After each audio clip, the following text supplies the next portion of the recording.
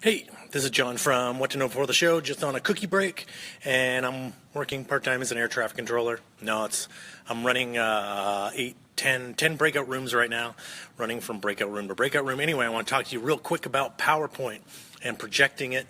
There's two different kinds of screen resolution, the ratios that you use when you're putting up PowerPoint. One's 4:3, and it's going to make your PowerPoint basically a square box. The other one is 16:9, and that's going to make your PowerPoint more of a rectangle.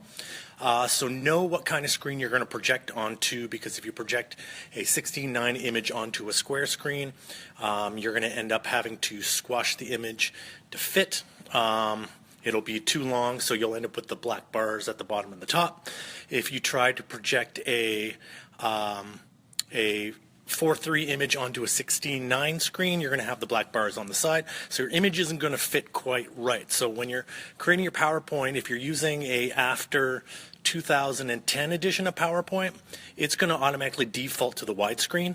Anything before 2010 is going to default to the square screen, which is a 4:3 ratio. So it'll affect what your projected image looks like. So before you project your image, make sure you know what kind of screen you're going to project on and change your PowerPoint accordingly. Go out there, have a cookie, know your PowerPoint, and that's what to know before the show.